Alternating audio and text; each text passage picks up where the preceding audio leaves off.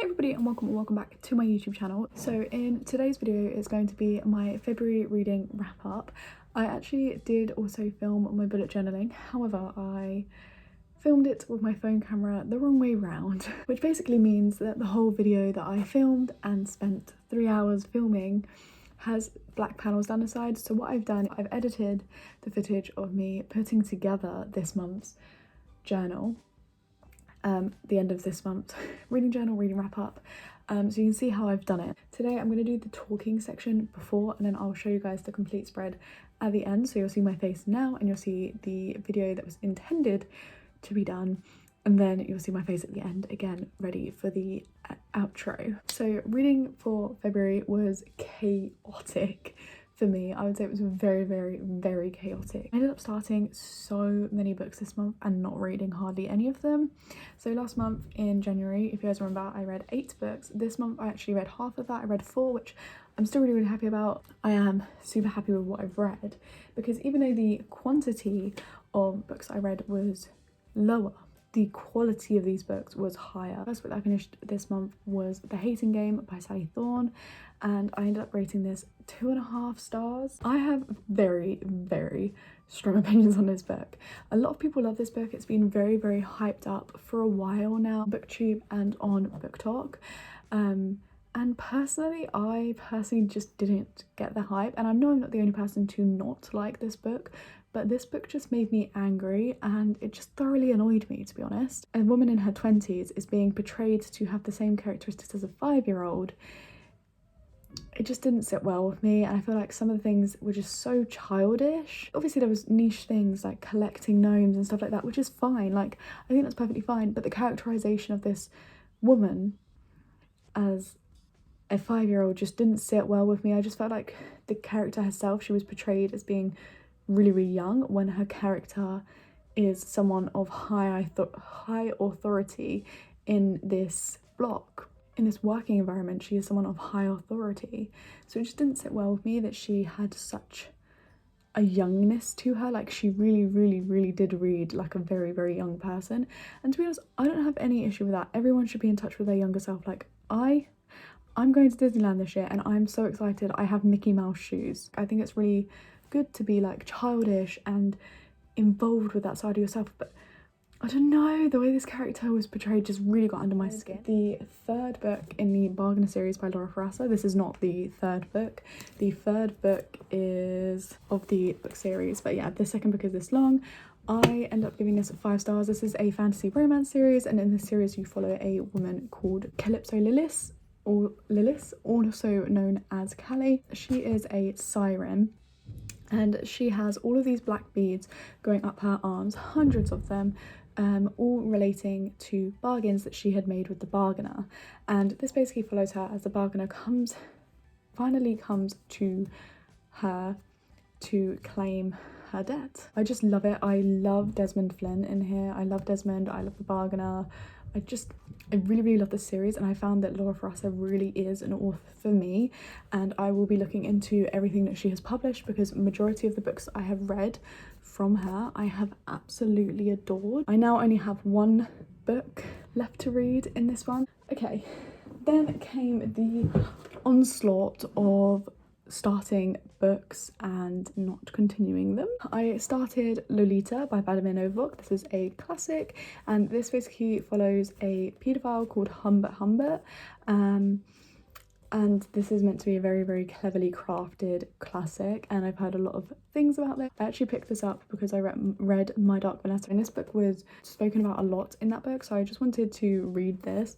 I got 62 pages in and haven't touched it for a while. Then, because I was reading a classic, I normally read classics quite slowly, I picked up Empire of the Vampire by J. Kristoff, which is a highly anticipated book for me. I was very excited for when this was coming out because I love a vampire story. I think something in my younger self, I will always find comfort in a vampire story.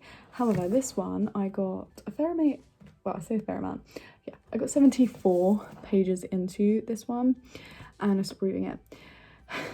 I have mixed thoughts and feelings on this. It's not what I expected going into it, which is ultimately the reason why I ended up putting it down. I'm going to be very upset if this whole book is just someone's history being retold. I feel like this has been quite clunky, but we'll just have to wait and see, because like I said, I'm only 74% pages in from an 800-page book, so I'm sure that there'll be more to it than that. So with those two having been started and me still not continuing with them and kind of being in a bit of a reading slump and not really wanting to read either of them or wanting to read anything at that point, I ended up picking up on a whim a book that I had actually started before and DNF'd / put down for a bit because I wasn't in the mood or in the right space or whatever. It's The Unhoneymooners. Yeah, The Unhoneymooners by Christina Lauren, and this is a romance book, and we follow Olive and Ethan, and we follow them as they go to a wedding, but everyone at the wedding, including the bride and groom, get food poisoning apart from Olive and Ethan. This romance I actually ended up giving 5 stars. I just loved it. I loved the two main characters. I loved Olive and Ethan.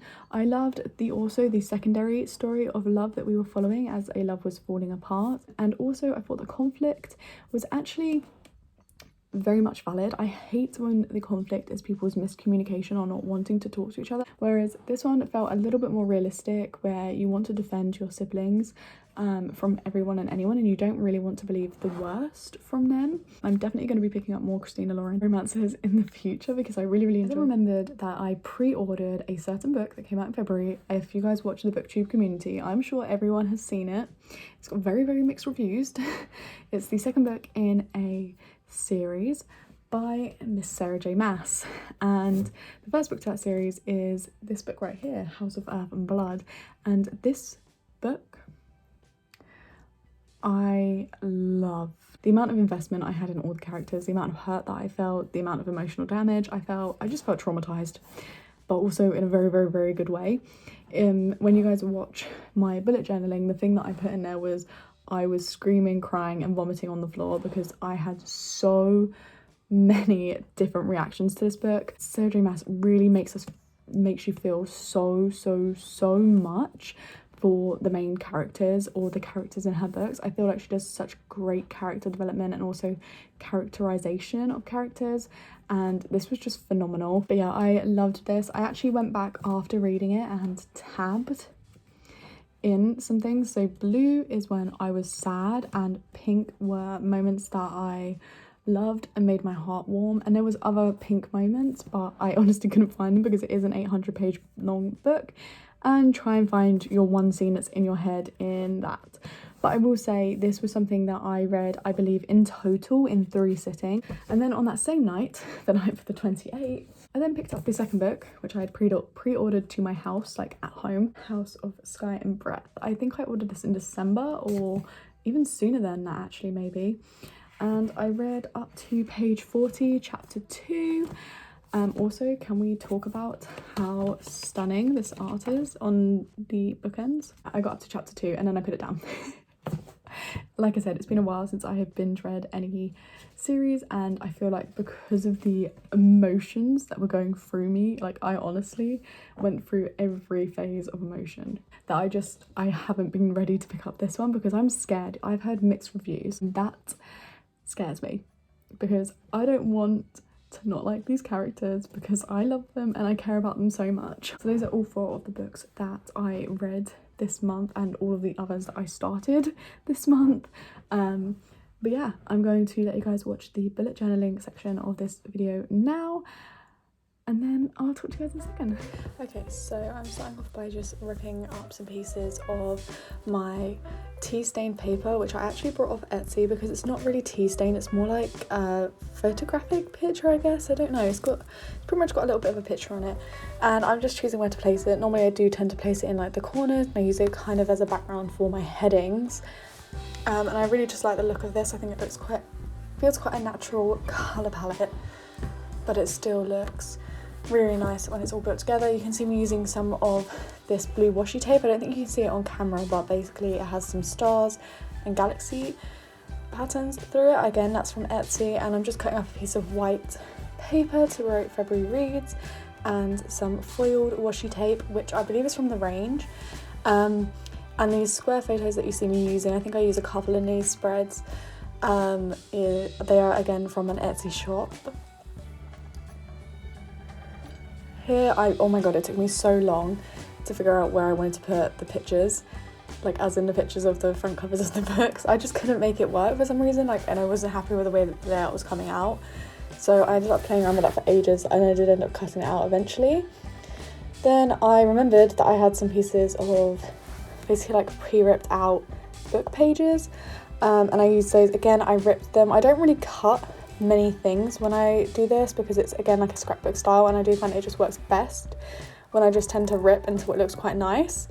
And again, layering is just what I love to do. Again, I'm using a piece of white paper, just cutting it up to write reading statistics on, and then layering it together with some washi tape from Etsy and The Range.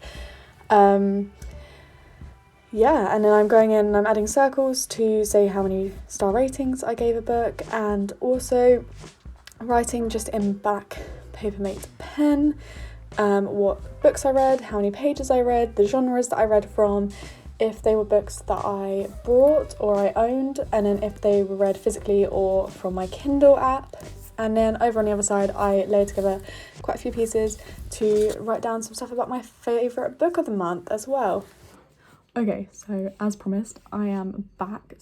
This is definitely a less chaotic spread than last month's spread. If you don't want any spoilers for House of Earth and Blood by Sarah J Maas, then you might want to skip to the end of this video, because I have obviously my whole thoughts and opinions on here. I do mention the scenes that made my heart pound and what made me cry, so yeah. And this is what the completed spread for this month looks like. You can kind of see I've got the four books that I read here, and then I've got my reading stats over here, so the amount of books. The pages that I read hasn't been filled in yet because I need to do the maths for that. And then I also write down the genres that I read. I also noted down if it was something that I bought this year or if it was in my own TBR, and everything that I read this month was from my own TBR prior to the beginning of 2022. And I read 3 books physically and 1 on Kindle Unlimited. The one that I read on Kindle Unlimited was The Hating Game by Sally Fawn, if you were curious. And then, I have my book thoughts and opinions from House of Earth and Blood by Sarah J Maas, which I'm not going to read out loud because, again, spoilers everywhere. But eventually I will put another picture of House of Earth and Blood in here as well. But yeah, I have a lot of my thoughts and feelings here. I've got my star ratings. My other favourite book of the month spread, I have a quotation here, and that was "Through love, all is possible." And that is everything. I really hope you guys enjoyed today's video, and if you did, please like and subscribe to the channel if you're new around here. I'd like to see more videos from me, and I'll catch you guys all in the next one. Bye!